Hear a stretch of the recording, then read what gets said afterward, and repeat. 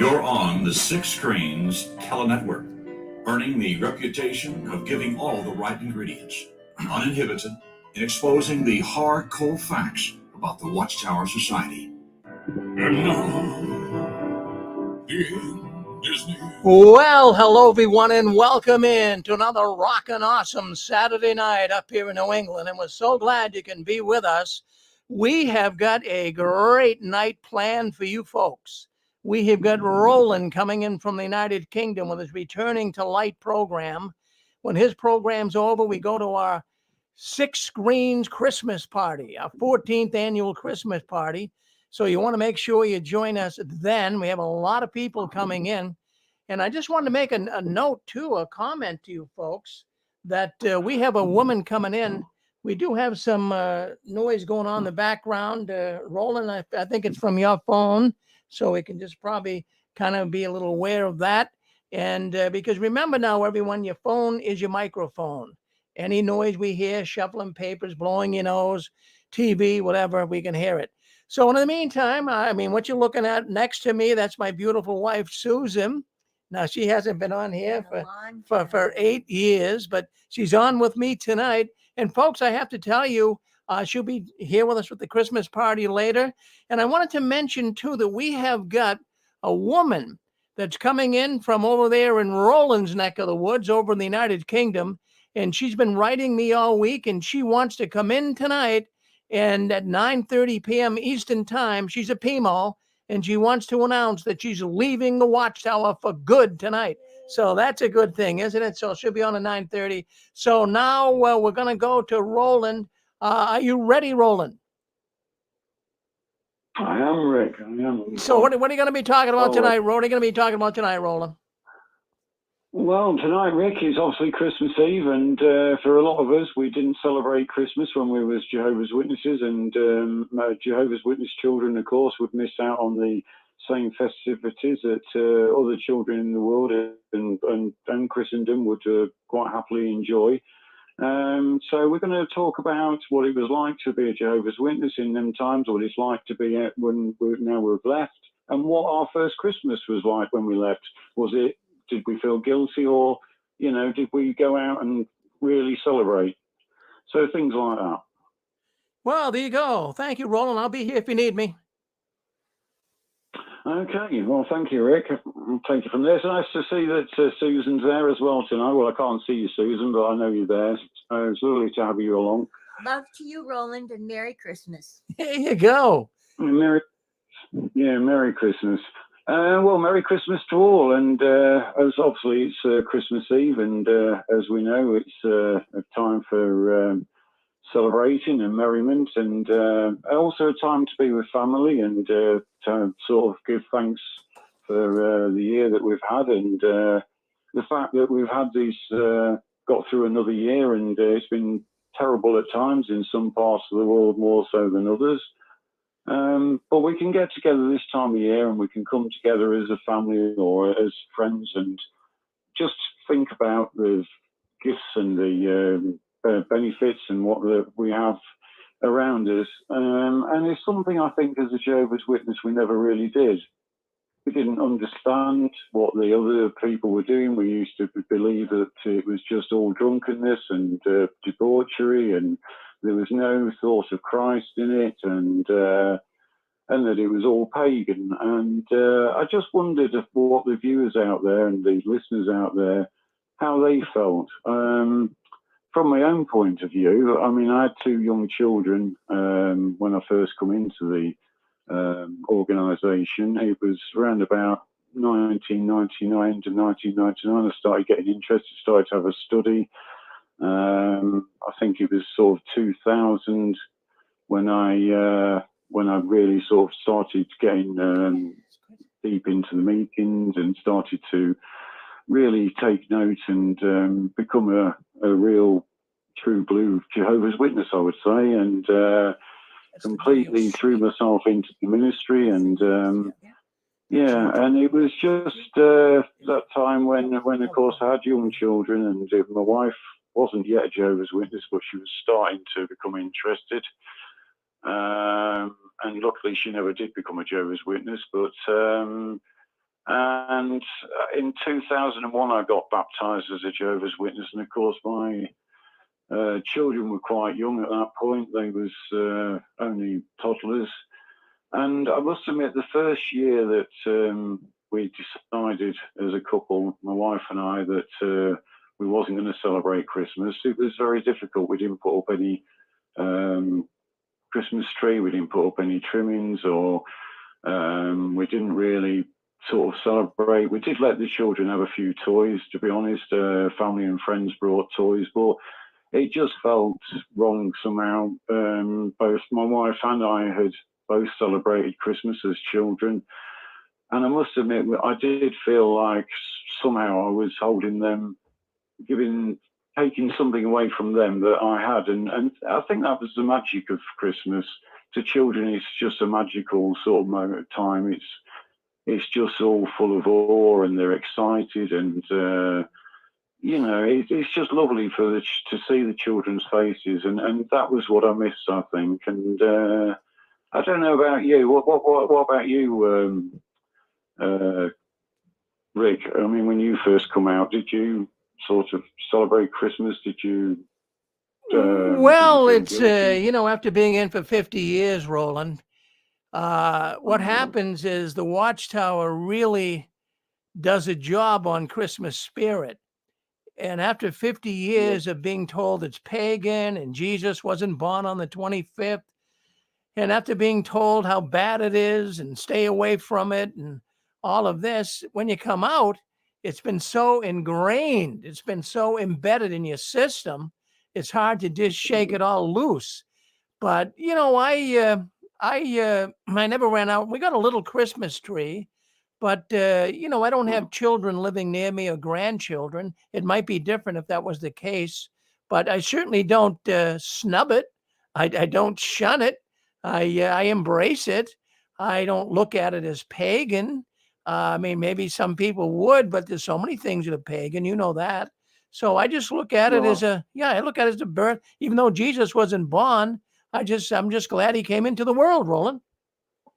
Well, absolutely, and it's a time. I mean, the thing was, he was born at some point, and whether it was December, whether it was October, as the Jehovah's Witnesses believe, or any other time of the of the year, it doesn't matter. The fact was, he came and he gave us hope, and he gave us a savior. And that is a gift that God gave to us.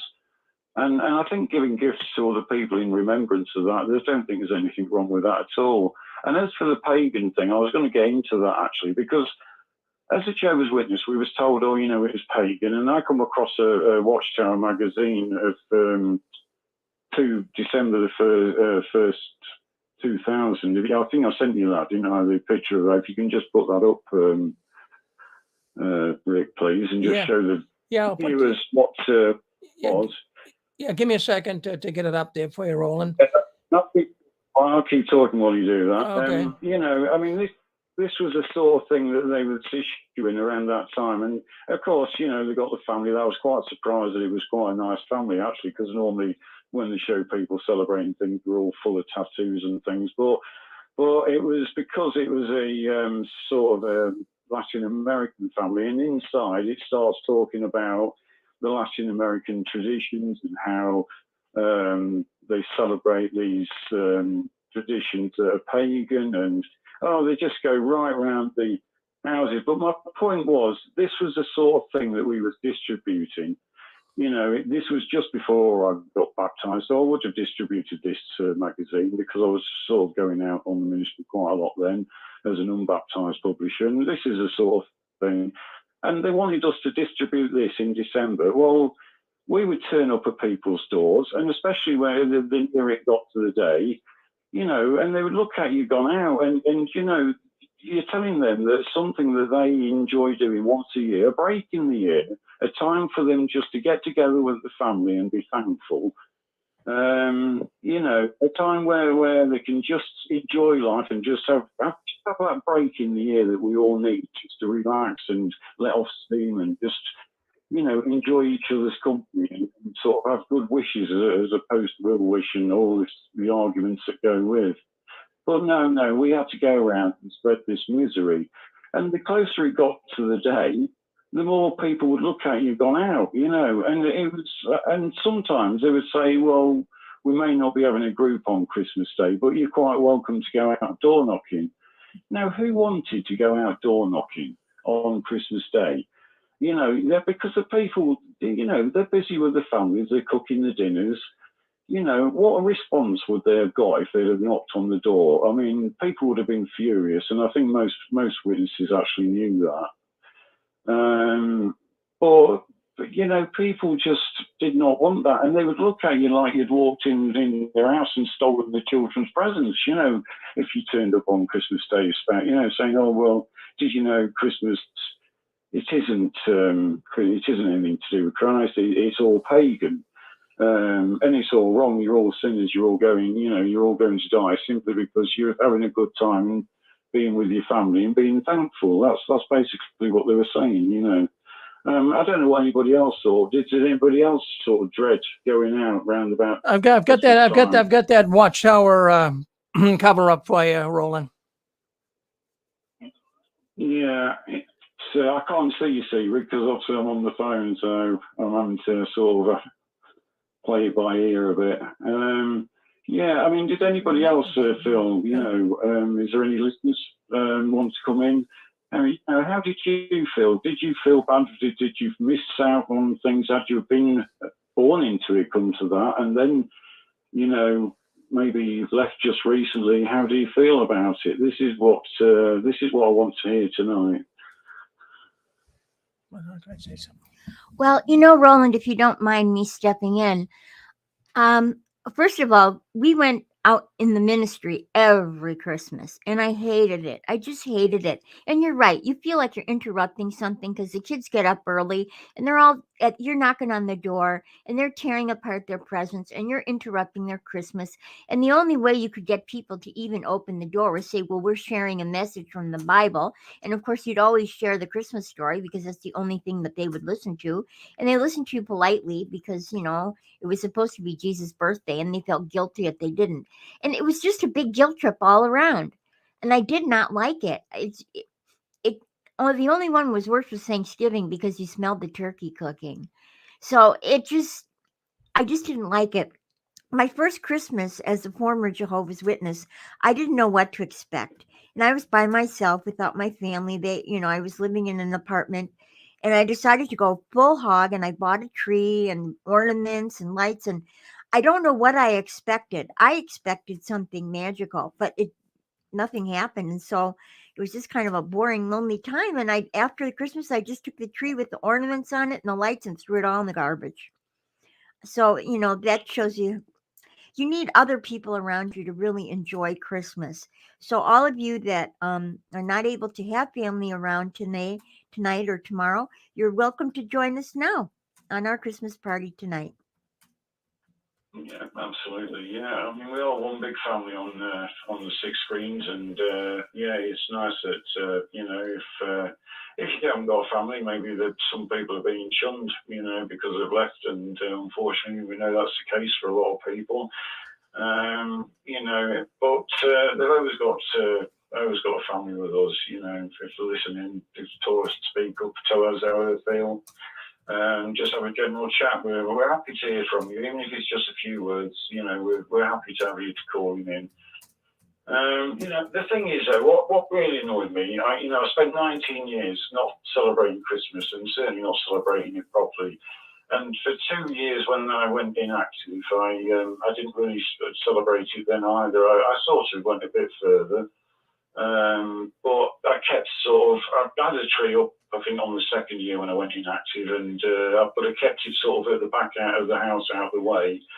And then the year when I actually handed the notice in, which was 2020, just the association letter in, I then went out and I got the biggest tree I could possibly find, and I shoved it in my bay window, and my bay window is right on the main road through our town, so you have to go past it to get in or out of town. You can't help but see it. So, you know, and I did it, to be honest, as a middle finger up to the Jehovah's Witnesses. I did, and it was because I just felt I'd wasted 19 years, and I was so petrified of these things, you know, not celebrating birthdays, not celebrating Christmas. And then it turns out they say, oh, we don't celebrate anything pagan, nothing, we don't celebrate anything pagan. And yet they have white weddings. And I didn't know as a Jehovah's Witness that white wedding and the whole wedding ceremony itself was actually steeped in pagan tradition. And I've got a bit here of what he said. I've looked at a couple of different sites because Chad was saying, well, there's something to do with Muslims as well. But particularly the wedding ceremony. The modern wedding as performed in the Christian churches and even by civil authorities contain many traditional rituals and other links to pagan beliefs and traditions. The very idea of a father giving a daughter away is linked to pagan practices with preached by the church by centuries. These two were absorbed into Christian tradition when they proved to be substantial to eradicate many, are based on the belief that they are warned away or appease pagan gods who would then bestow good fortune on the wedded couple. They came from nearly all of the ancient pagan beliefs and religions and are reflected in the modern wedding ceremonies. Now, the bridal veil has been traced to ancient Rome prior to Christianity, where it was worn by the bride to ward off evil spirits, which would otherwise ruin her day. It was believed by the ancient Romans that the bride was particularly susceptible to evil spirits on the wedding day, and having gone to great lengths to make herself attractive for the wedding. In medieval Europe, during the heyday of the arranged marriage, often the first time a groom would see his bride was the wedding, and the veil became a means of concealing her features until the vow had been exchanged, often to protect a business arrangement between the prospective in-laws. Another means of protecting the bride and the other members of the wedding party from evil spirits was through aromas, pagan practices, including the bride carrying and wearing different herbs or plants, including wolfbine, St. John's wort, and assorted plants and wild flowers. And the pagan belief in the activity of evil spirits also led brides to carry onions, scallions, leeks, garlics in order to protect them. The aromatics had secondary purpose as they were believed to be able to ward off a plague, an important consideration when in a crowded area. The bunches of aromatics were the precursors of the bridal bouquet. Pagan weddings also included escorts for the bride, which were the forerunners of the modern-day bridesmaid. They too were a response to presence of evil spirits and were selected to be sacrificial should the spirits crash their wedding. The bride's escorts were intended to distract and confuse the evil spirits, which they accomplished by being dressed in a manner similar to the bride. Bridesmaids have been traced to a pagan tradition in Rome, Greece and Persia and the Nordic tribes, and among the Celts in Ireland and Wales. They were often too heavily veiled in order to more effectively confuse the evil spirits. Even the placing of the wedding ring on the so-called ring finger from the left hand is a tradition left over from pagan practice. Wedding rings themselves were introduced in ancient Egypt, but it was the ancient Greeks who established the practice of placing the ring in traditional location. The Greeks believed that the vein, the vena amoris, the vein of love, ran from that finger to the heart, and since that left hand is close to the heart, that was the hand selected for the wedding ring. Engagement rings also began in ancient Egypt as simple bands. Diamonds were added by the Romans for more wealthy citizens, and I could go on with a bit more. The whole throwing of rice and things like that, but that's just, you know. But how many Jehovah's Witnesses weddings have you been to? And I've seen a few, and the majority have all got white wedding dresses. They've got veils. They have a bouquet. So they sort of say, well, you can't celebrate birthdays. Your children can't have the magic of Christmas and all that goes with it. You can't be with your loved ones and just celebrate a day and just think about Christ, the gift of, if you're Christian, just think about the gift of Christ, having that, you know, what that actually meant to the world from when he was born to when he died, what he took on for us. And yet they're absolutely fine with white wedding. And now don't tell me that the governing body don't know that. I mean, these men are supposed to be the channel of God. Surely God would have told them that white weddings were also pagan, and yet they seem okay with that. So, well, why draw the line at Christmas is what I'm asking. So anybody want to come in? Anybody want to comment? Anybody want to say what anything about their Christmas or how they intend to spend? Hello? Hi, Roland. I wanted to thank you, first of all, for doing the show on Christmas Eve. I mean, that's a hard time for a lot of people to do the show. And thank you so much. I really appreciate that you bring up, there are so many things that we can see by research that, you know, some traditions and whatever are pagan based. Well, first of all, anything that was before the Christian era was pagan because it wasn't Christian, because Christianity didn't exist yet. But I love your point that basically they're okay with this that has a pagan origin and that has a pagan origin, but yet they pick and choose.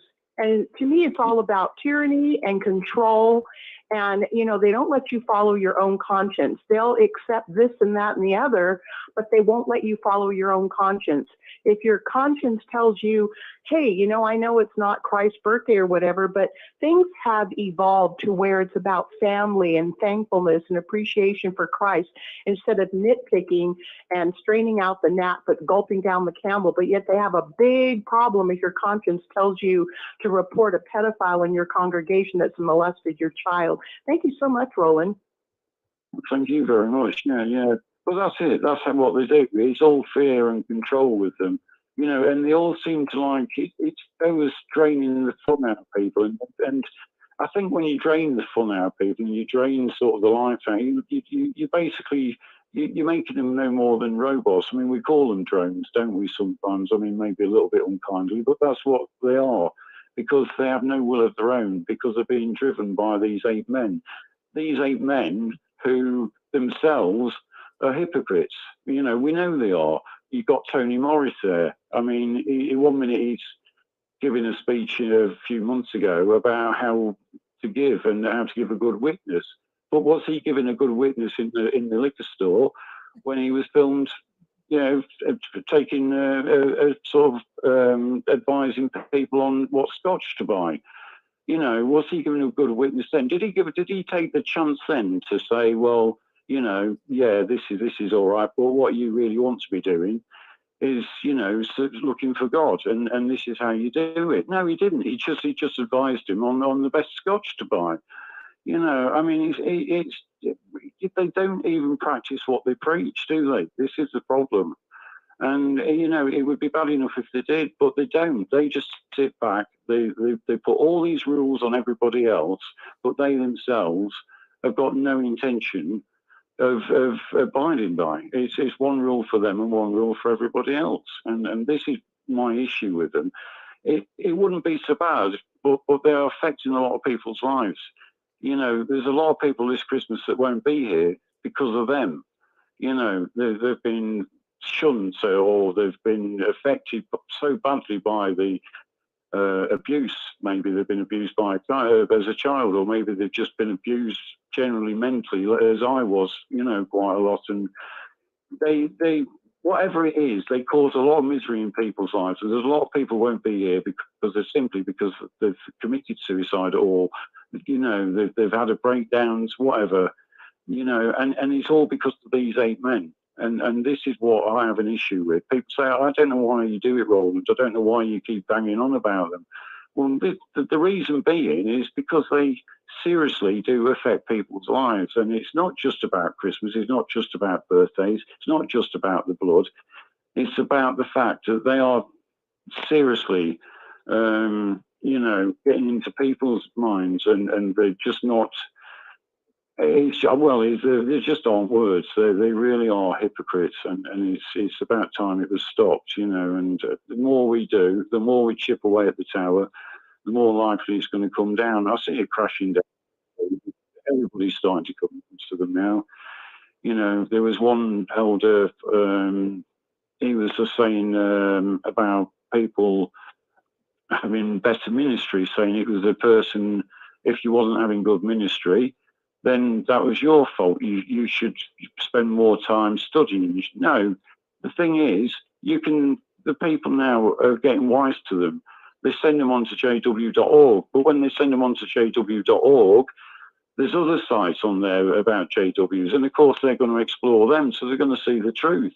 And there's so much of it out there now that they're just not getting away with it anymore. I mean, the one thing that the governing body did get right, in a way, was to tell the other witnesses to stay off the internet and not to read anything other than their own publications, because they knew very well that the minute they did, they would start to lose the numbers. And what's happened over the COVID period and over the last few years, people have had time to read, they've had time to go onto the internet, they've had time to study. They found out things like I didn't know about white weddings being pagan or anything like that. And if you ask a Jehovah's Witness, they'll say, oh, well, it was Queen Victoria that made it popular. Yeah, she made it popular, but she didn't invent it. And so you don't know these things, but people start to study, and in the 2 years that I was inactive, I started to have a look, and I happened to come across different sites, and I started to see different things, and it started to open my mind, and then I was convinced I was in the wrong religion, these people, they would need to be told, and if you're PMO or if you're thinking about going into the Jehovah's Witnesses, well, don't go in, leave, and if you're PMO, get out of there now while you still can. I mean, I've just spent 2 weeks in hospital myself, and this is issues caused simply by years and years of mental stress from them. So this Christmas, I'm actually thankful, that I'm out of there. I'm thankful that I've got my family around me, and and I want other people to be able to celebrate Christmas or celebrate what they want to celebrate. If their conscience is so wants them to do so, it allows it, then I want them to be able to. I want them to be able to do this and not feel guilty about it, because there is no reason to feel guilty. I know a few that have come out, they've been born into it and they've come out and they've felt very strange, and it's took them a few years to adjust. But once they did adjust and once they got sort of into a reasonably normal way of life, things do change for the better, and we can do that. So if anybody wants to comment. No. Hey, Roland, was somebody else commenting? I don't think so. Okay, thank you, Roland. I don't want to interrupt. Thank you for inviting someone to speak. Every Christmas season, I was working full time, and it was so hard. I worked at a mall, a very popular indoor mall, and it was very, very hard because everything was decorated and everybody was festive and wearing their Christmas, get-ups, and everybody's humming and smiling and shopping and chattering about looking forward to the holiday. And then there's always the Christmas music that is playing throughout the mall. And every single day that I work, 8 hours a day, I'm hearing the Christmas songs. And it was so hard because everybody had such an atmosphere of happy, but yet, they're wicked and they're going to die at Armageddon. And I couldn't help but start to listen to the words of a lot of the Christmas songs, specifically Joy to the World. And one day it hit me, wait a minute, joy to the world, the Lord has come, let earth receive her King. Let every heart, something like rejoice and sing, let heaven and nature ring. It was all about praising Jesus, that he had come to birth. And I thought, what is so evil and wicked and pagan about that? That doesn't strike me as pagan. And I just felt like they were overkill, that Watchtower was just overkill because, like I said before, my mother had taught us about Jesus. We celebrated Christmas, and it was all about Jesus and how wonderful it was that Jesus did what he did for all of us. And then when my mom found the organization, she turned her back on the Christian faith. And that's a shame. It's just a shame. And I really believe that we have the right to study the Bible. Like Romans said, I don't know where it is, but I believe it's somewhere in Romans where Paul said something like, if it's a sin to him, then it's a sin, but we shouldn't judge one another about what holiday is important to them or whatever. Thank you. Oh, thank you. Yeah, thanks for that comment. Yeah, absolutely. Yeah. I mean, the thing is as well, I mean, another thing I was thinking, my church, the one I go to, tomorrow, they have dinner there every Sunday for people that are lonely and the ones that sort of haven't got family or ones that, maybe, elderly. And some of the younger ones join them anyway, just to be there with them, to just have a chat. And sometimes I join them as well. And we'll have a dinner together and we'll break bread and stuff, and we'll have a good chat, and we get to know each other. But there's a lady that's just started coming to the church. She's lonely. Her son's down up in Scotland, and her daughter's working and stuff, and she hadn't got anywhere to go for dinner, and she didn't know we was doing a dinner. And I says to her, we're doing dinner as the church, I'm sure. Would you like to come to that? And and she was over the moon. And this is the sort of thing that we do as churches, and yet you won't hear the Jehovah's Witnesses talking about that side of Christendom. You won't hear them saying about how much work the Salvation Army do for the homeless. I've seen looking at an advert earlier tonight for the Salvation Army, and they go around, they provide food,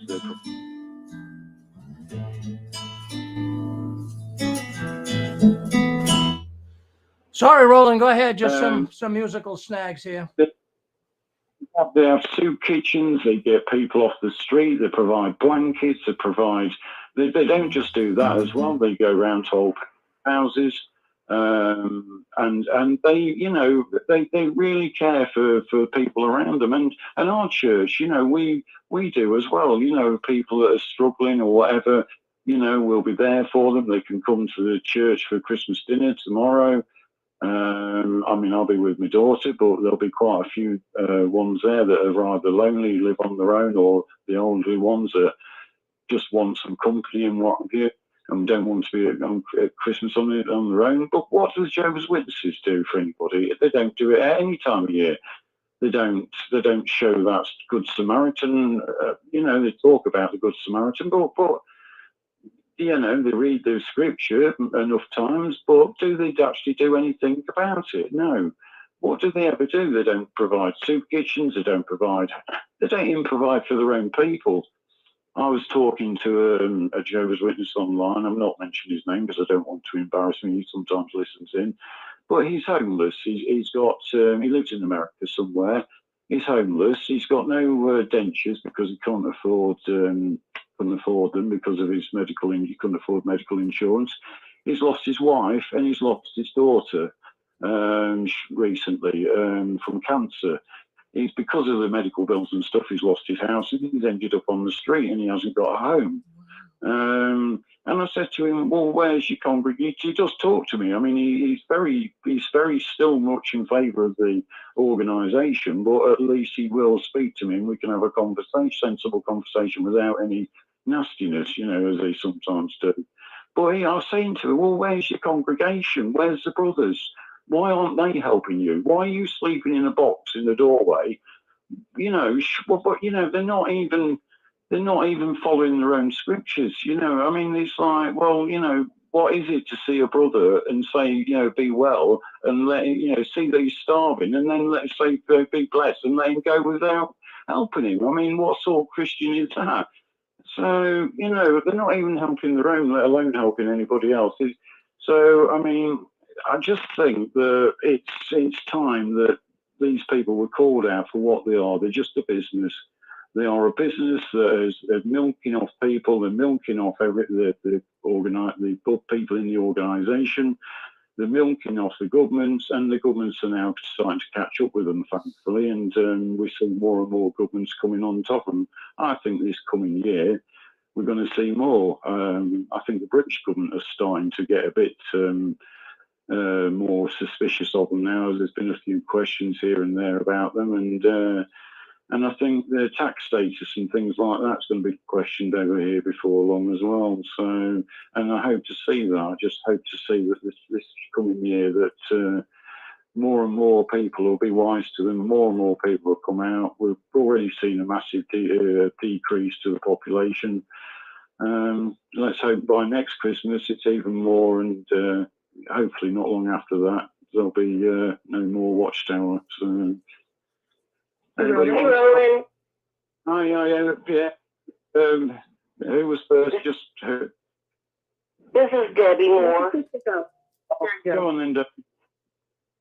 What? Go ahead, Debbie. Oh, I was just going to say, you were right. You said, what kind of Christians are they? They're not Christians.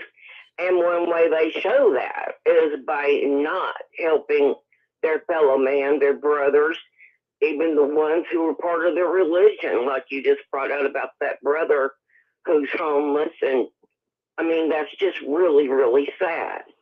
And that's why I am so happy to not be a part of that organization. And I was in it for 50 years, you know, and it's taken me, well, not quite 50 years, about 47 years. And it's taken me the last 13 years to get out of it. Totally. I mean, to brainwash myself, you know. But I'll tell you what, one of the first things I did is I celebrated Christmas. I've always, all my life, I wanted to celebrate Christmas. I loved Christmas music. I thought it was all beautiful. And I always thought it was crazy that the first Christmas, I mean, when me and my little brother were kids, they let us watch Frosty the Snowman cartoon and Rudolph the Red-Nosed Reindeer. And I kept thinking, if this is such a bad holiday and so evil, why are they letting us watch the Christmas cartoons? And, oh, It's a Wonderful Life. Jimmy, you know, that was, I love that movie. And I still watch it every year. And yeah, movie too. Yeah, you like that movie? Yeah, it's and it's got a good story to it, and you do see a Christian man in that movie. But besides that, I wanted to wish you a very Merry Christmas. Yes, I wish you one. Thank you very much. And Yeah. Well, that's a lovely comment. Yeah, and you're absolutely right. Did somebody else have a comment as well? Was there somebody else there? Yeah, thank you, Roland, and thank you, Debbie, for what she brought out. It does take a long time to deprogram yourself. I had the same problem she did, but we're both so glad that we're free of that mind control. And Christmas is, to me, a very beautiful thing to celebrate. I just wanted to comment on what you were saying about somebody being homeless. I'm just concerned that some people might be listening and thinking you're exaggerating, or that what you said is an isolated case. I want to make sure I validate what you said. This is not an isolated case. I remember one woman who was interviewed. I watched the interview, and she was sleeping on a bench, homeless, and she was a devout Jehovah's Witness. And the interviewer asked her, you know, doesn't it bother you that this religion that you so faithfully serve and are loyal to is allowing you to be homeless and on a bench? And she says, oh no, this is Satan's wicked system. He would love to use the excuse of my being homeless to turn against Jehovah. And you know, here her brothers and sisters are sleeping in a warm bed at night. And another one was a 17-year-old boy who got connected with the witnesses who came to his home while his parents were at work. And by and by, he started studying with them and becoming convinced this was the true religion. His parents saw that this was a cult. They tried to warn him. And of course, it only reinforced what the witnesses always tell their new studies. Make sure you understand that your family and your friends will try to tell you that this is a cult. They'll try to stop you from learning the truth. That's Satan's, you know, device and whatever. And so by and by, his family finally clamped down and said, if you join this religion, you're out of here. That is a cult. And he said, okay, fine, I'm going to serve Jehovah. He left the home And for a while, a presiding overseer let him stay in a travel trailer that he and his wife had in their property. Now, this is a 17-year-old kid, just turned 17. And the wife, while the husband was at work, began to be convinced that this poor 17-year-old boy who had lost everything was spying on her. And he had to go in the house to use the bathroom and the shower. I mean, the poor kid, he has no toilet facilities.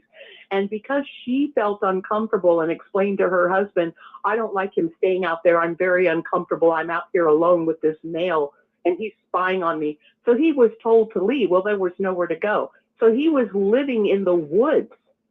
And he said he had a jar of peanut butter. He said when it finally hit him how bad it was, he found out that the congregation had a big get together with lots of food.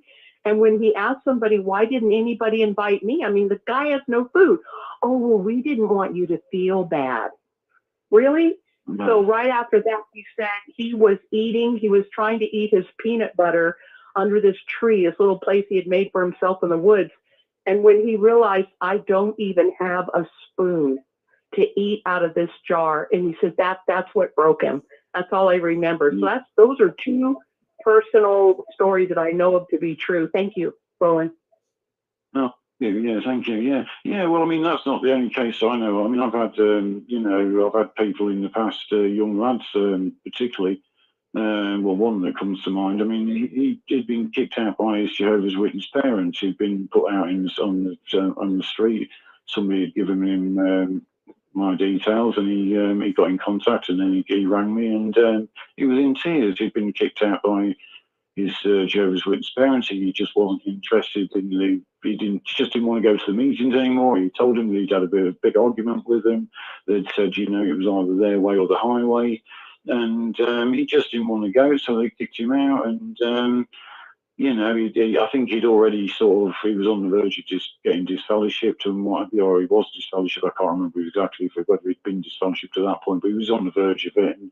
And they'd basically had this argument, and he didn't want to follow the religion anymore. He got kicked out on the street, and he'd got nowhere to live. And if that was in this country, and fortunately where he lived, I sort of knew people there, and I managed to contact somebody and get him somewhere to stay, but they didn't care.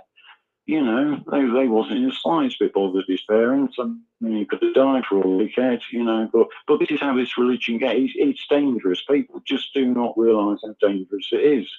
And when I talk to this other person in America who's because of his situation, he's lost his wife, his daughter, I mean, you can relate to that because, I lost my wife and my son.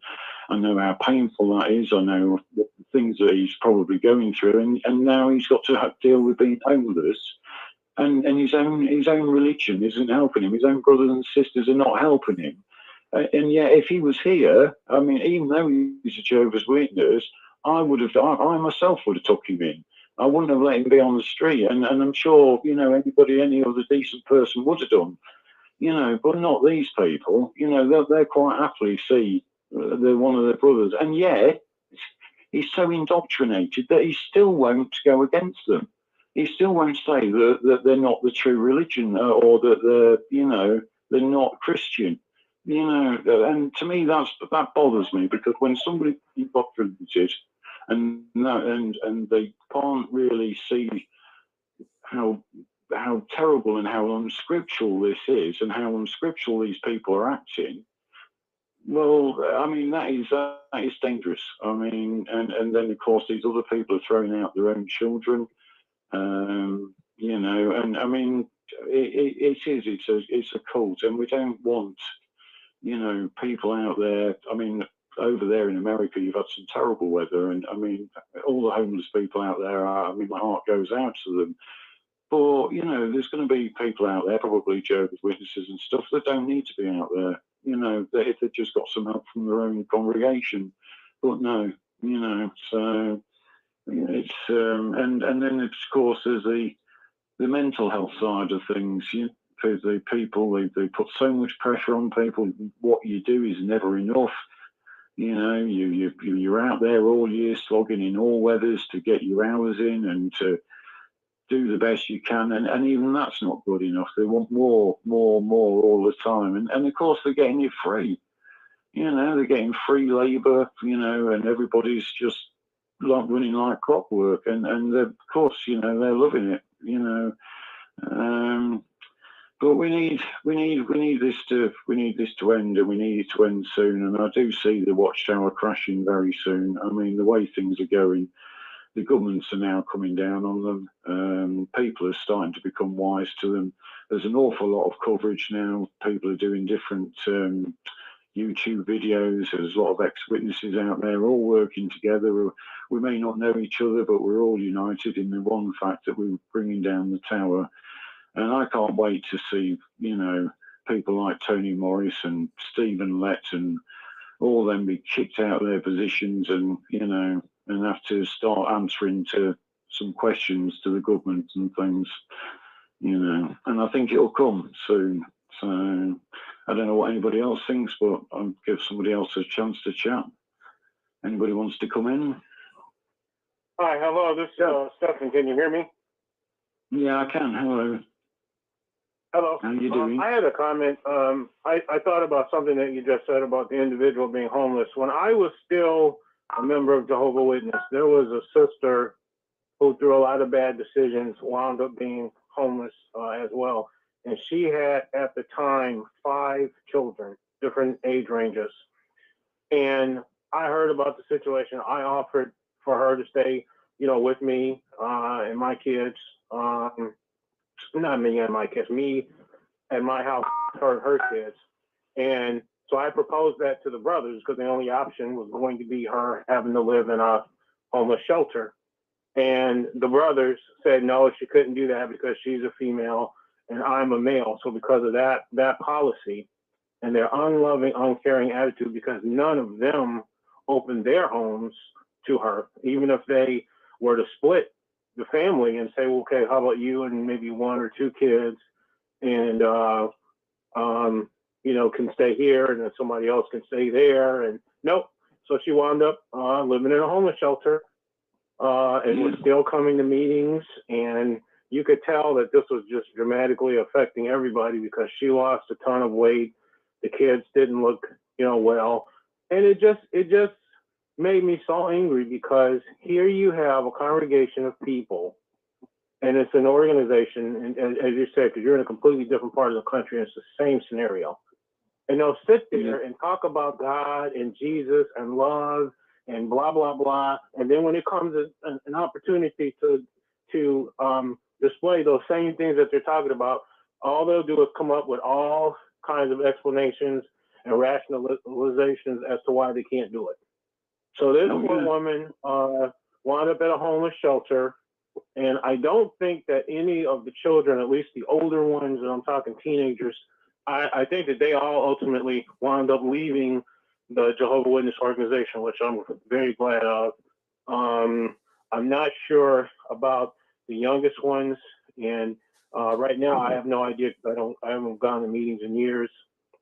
I don't know what has happened to them, but that just struck me as just I can't even put it into words, to sit there and let a woman and her children go to live in a homeless shelter rather than opening up these witnesses, rather than opening up their homes to this person who had 5 children. Yeah, absolutely. I mean, they've got absolutely no heart whatsoever, have they? They're stone cold, absolutely stone cold. They've got no emotion, no. If I had mentioned that same scenario to family that I'm now close to because I'm not a witness, they would have immediately, like as soon as those words came out of your mouth, their next question would have been, "Where is this woman? We're going to her right now, and whatever we need to do to help her, we're going to help her." Yeah. There's no doubt in my mind that would have been their response. No, but when it comes to witnesses, congregation, 100-something people, nobody can open up their house, nobody can help out, nobody can do anything. No, it's absolutely awful. I mean, it really is. I mean, you know, there's just so many things, where I've seen them they've been so cold and, you know, and so, so heartless, you know. I mean, I've said on this show many times, there was a widow who was she'd started getting dementia, and and she was talking to a disfellowshipped daughter once or twice, and because she was just at the beginning of dementia, and she was getting a little bit confused. She wasn't able to sort of build out, and she wasn't able to go shopping so much. Nobody from the congregation helped her. I didn't really know, otherwise I probably would have helped her a little bit. But no, I mean, there was plenty of sisters and stuff in the congregation that could have helped her. Nobody was helping her. Nobody was taking her shopping. She was 80 odd years old. She could barely stand up. But she did a little bit of ministry on the cart. She could stand there an hour, sit down near it for an hour, and get an hour in here and there, every other day. So she was getting a few hours in ministry. It was her way of doing a bit. But the other thing she loved to do was have the field ministry at her house, at least once a week and sometimes twice a week. And they took that. She was able to do the tea and coffee. She wasn't so confused that she couldn't do that and what have you. She could do that. And she would get biscuits and stuff. And she loved having them back for the coffee after the meeting, after the ministry at about 11, half 11, somewhere around there. We'd stop and she'd love that. And she'd love that, that connection that she had with the brothers and sisters, and just doing her little bit in her eyes for Jehovah by helping the brothers and sisters and keeping them fed and watered, and, just having that company and that connection. And they, when I went into a meeting one night, it was quite busy. It was in the main hall, and when she was sat in the middle of the hall, and one of the elders went up to her right in the hall, didn't take her out into the back room or anything like that. And he said, looked at her and he said, Marjorie, you won't be having the meetings at your field service meetings at your house anymore, and you won't be able to stand, you do book cart witnessing, because you've been talking to this fellowship's daughter, and we don't want people like that, doing the cart ministry. And we, so wow. it took me. Yeah, and the poor woman was absolutely. She was so upset. She burst into tears. She sort of went out the back as best she could, because she wasn't very good on her legs. And I went out after, and it took me 20, 30 minutes to cut. She was actually literally in my arms, sobbing her heart out. And then I took her home, in the end. And she couldn't obviously stay for the rest of the meeting. She didn't want to. No wonder. And I took her home. Unreal. And I come back, and I got the last few bits of the meeting in, and then the elder came up to me and he says, I saw you took Marjorie home, how is she? And I just looked at him and said, how do you think? I said, I can't believe you did that to her. I said, right, and I didn't say too much, but I had to go in the next day, and I really laid into him the next day. And then that. Well, I'm glad you did that. My hat's off to you. Yeah, they didn't take my hand in the meetings for a while after that. But hey, that's their loss. I'll tell you one other quick story, not nearly as dramatic as the ones that we've been talking about. But there was a brother who was coming to meet me at my house to do some work with me. He got about a block and a half away from my house, and his car stopped. And there's only this where I live. It's a small area, so the particular road that he was on was a really high traffic road. And so he called me. He said, listen, I'm running a little bit late because my car stopped, and I wasn't quite home myself. And I said, well, where? He said, well, I'm just a block or two away from your house. He goes, you got some really nice neighbors. Everybody's been offering to try to help me. He said, even women. Do you need a jump? You need a ride? Can we push you? And he said, no, my buddy's coming in. I said, oh, okay, well, that's nice. I said, well, I'll be right there. So I raced home and got all kinds of tools, raced back. And while we are working on his car, which again is on a road that if you live in the town I live in, you're going to go past this road. And witnesses are passing by, and this one sister in particular turned. She looked directly at this brother who she knew. She looked directly at myself, who she also knew, and kept right on going. And I looked at my watch, and it was the meeting night, right around the time. And I thought to myself, well, that was really not cool that nobody even stopped to offer assistance, And later on, I saw that same sister, and I asked her, I said, did you see me the other day out there? She goes, yeah, I saw you. It looked like your car stopped or something. And I said, yeah. And I said, is there a reason why you didn't stop? And so her answer was, oh, yeah, I don't want to be late for my meeting.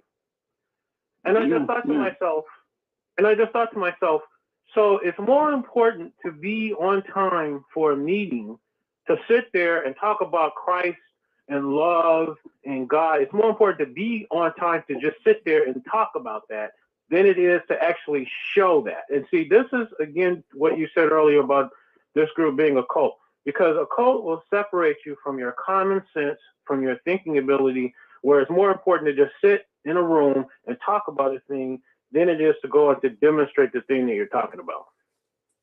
Yeah, absolutely. I mean, they talk a lot, but they don't demonstrate any of it. But, they really don't. Exactly. I mean, they call themselves Christian, but in what way are they Christian? They don't believe in Christ in no way. Not at all. And something occurred to me that anybody that's listening can hopefully use when you're talking to a witness. The conversation is going to devolve into, well, we're the only true religion, and the only thing they can back it up with is, well, who else is preaching? Who else is preaching? And I remember this just occurred to me a couple of days ago. The scripture where Jesus is talking about how individuals had come to him and they said that they were busy doing this and they were busy doing that, and Jesus said, "Get away from me, you workers of lawlessness." And it occurred to me the next time I had a conversation with a Jehovah's Witness, and I knew that this was eventually going to come, when I mentioned the fact that they have all this money and they do nothing with it, that they get money to be a charitable organization and they do nothing charitable. How is it that they're the one true religion, plus the flip-flopping doctrine, all the things that we all know?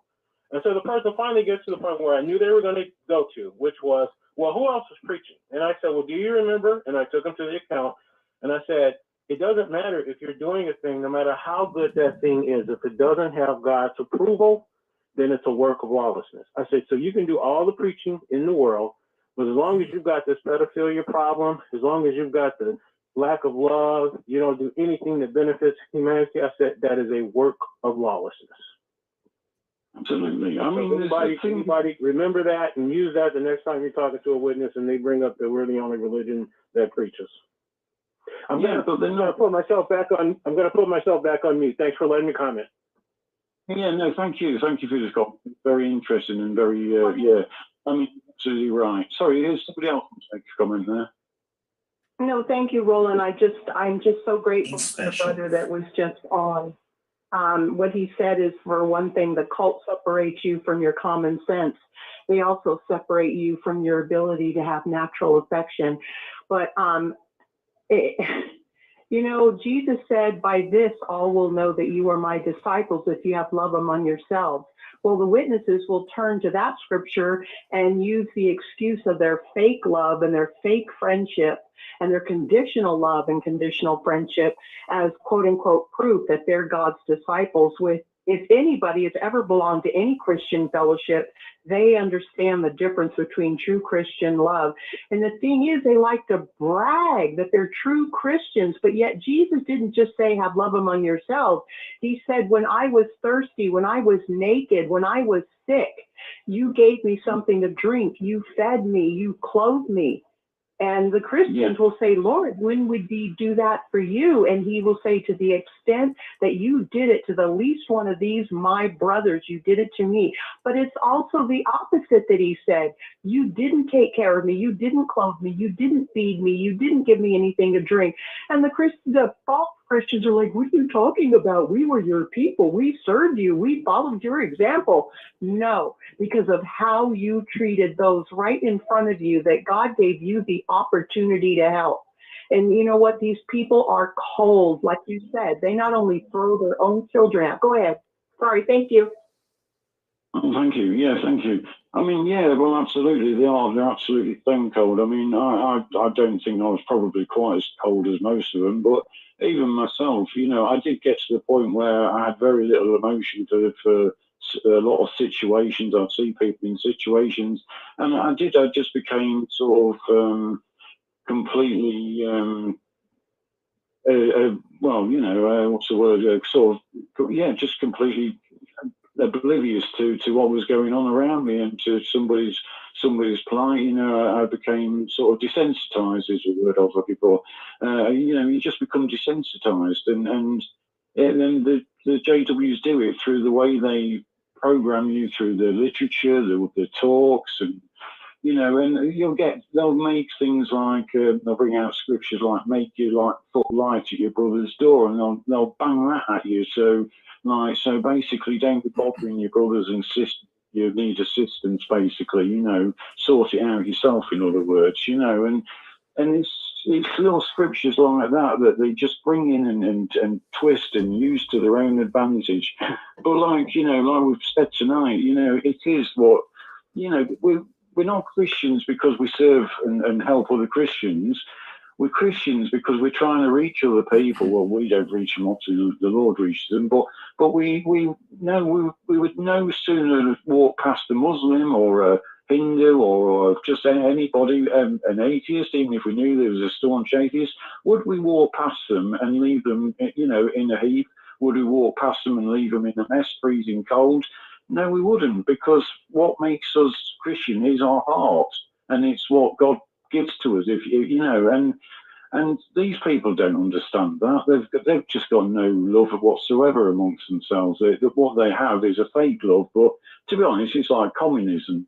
You know, you're so frightened to say anything, you're so frightened to speak. You know, your friends, you're smiling at each other, but even your best friend, you're not totally sure that you should say something to them because, you know, they're told to, you know, if your brother is sort of saying negative things or I don't know, thoughts about, I don't know, giving out thoughts that are contrary to the Watchtower's teaching, you know, you're not snitching on him. You're not sort of, you know, doing him a harm. You're doing him a favour because the elders can lovingly correct him, you know, is what they say. But do they? No, they come down really hard, and if you don't toe the line, you're out, spiritually stoned to death, you know, basically disfellowshipped, you know, or they try and, like with me, sometimes I think they used to try and sort of constructive dismissal. They try and get me to leave because they put so much pressure on that they want me to disassociate, you know, and